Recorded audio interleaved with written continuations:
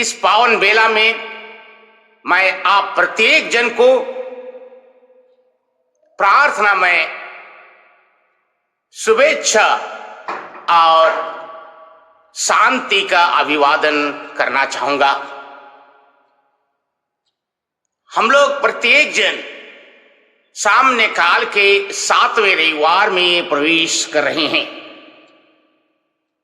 आज का तीनों पाठ हम प्रत्येक जन को ईश्वर के प्रेम, दया, करुणा का महत्व समझाते हुए सुंदर सा चित्रण करता है।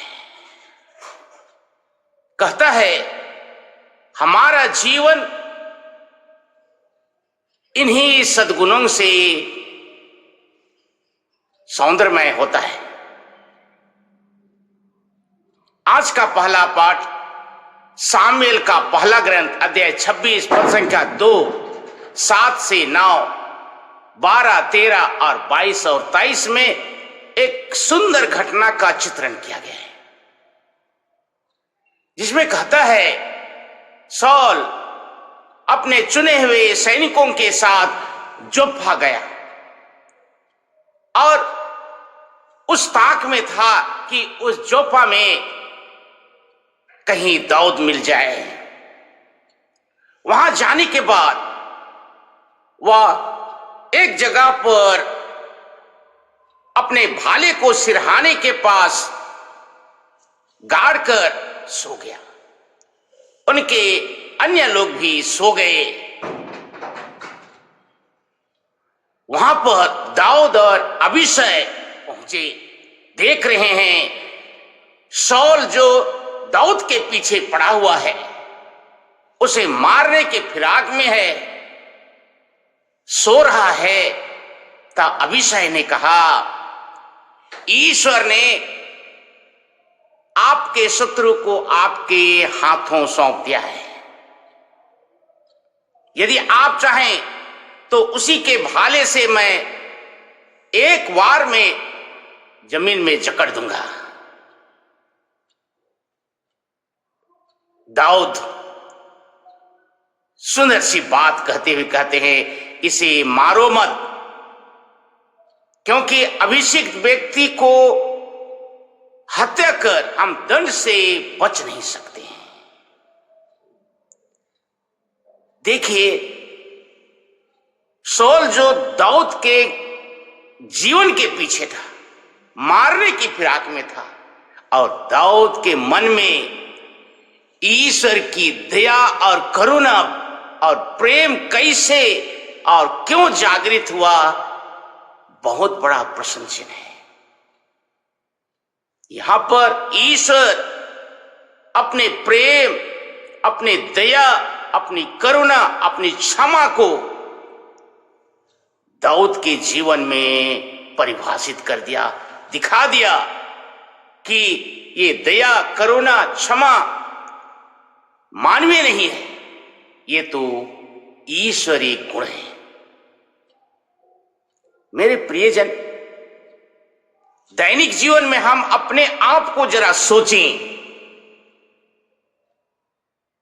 इस प्रवचन के साथ साथ सोचें कि क्या हम अपने घर में मां बाप को, बाप मां को, मां बाप बच्चे को, बच्चे मां बाप को, पति पत्नी को, पत्नी पति को, या हम सभी एक दूसरे को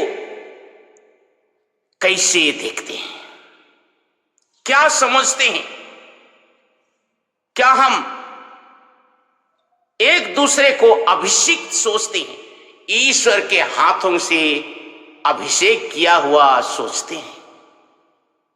यदि यह सोचे कि हर व्यक्ति ईश्वर द्वारा अभिषिक्त है, तो उनके प्रति दया, उनके प्रति करुणा, उनके प्रति क्षमा, उनके प्रति सरोकार यूं ही प्रस्फुटित हो चलेगा।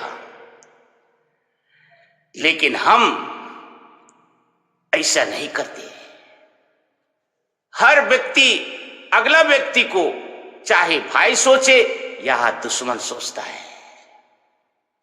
एक दूसरे के प्रति हम बैर रखते हैं, घृणा करते हैं। आइए हम दाऊद से जरा सीखें। उनके लफ्ज में हम कहें, जब कभी किसी के प्रति गुस्सा हो, निंदा शिकायत करने का वक्त हो,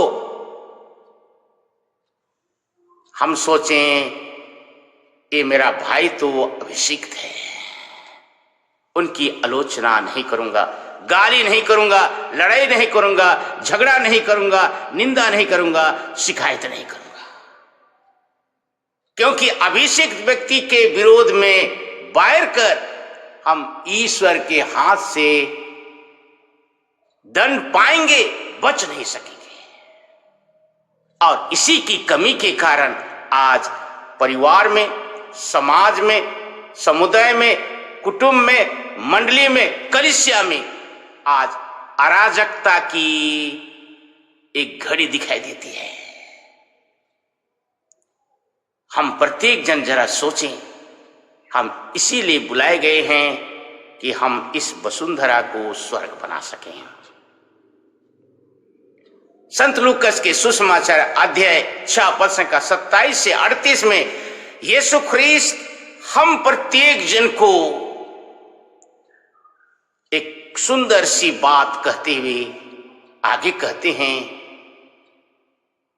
तुम अपने शत्रु को प्रेम करो, जो तुमसे बैर करे उनकी भलाई करो, जो तुमको श्राप दे उनको आशीर्वाद दो, जो तुम पर अत्याचार करे उनके लिए प्रार्थना। सचमुच में इसे आप जरा हृदय से पढ़िए, गहन से मनन कीजिए। यदि यह भावना हर व्यक्ति के मन में आ जाए,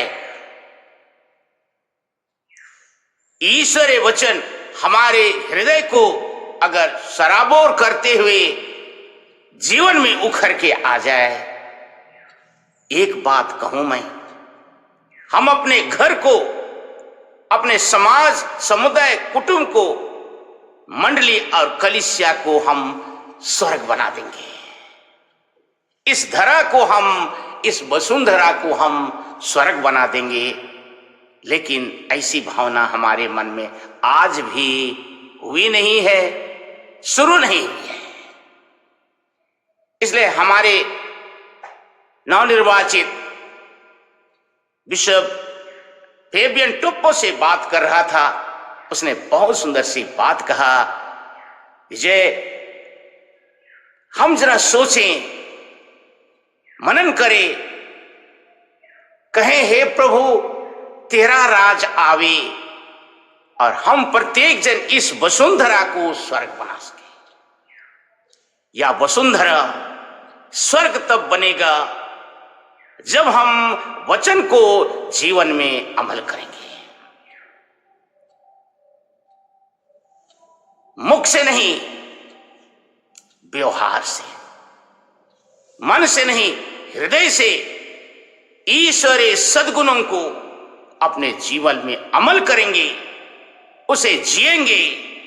तब याद रखें, हम अपने भाई, अपने पड़ोस, अपने परिवार के हर सदस्य के प्रति ईश्वरीय प्रेम, दया, सहानुभूति, करुणा, क्षमा को निश्चय ही परोसेंगे। आज हमारे हृदय में वो भावना नहीं है।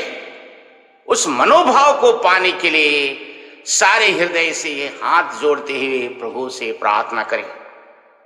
मैं कहना चाहूंगा आपके लिए, हे प्रभु, जिसने भी यह वचन सुना, उनके हृदय में ईश्वरीय प्रेम, दया, करुणा के देना, जिससे परिवार को, इस धरा को, वसुंधरा को स्वर्ग बना सके।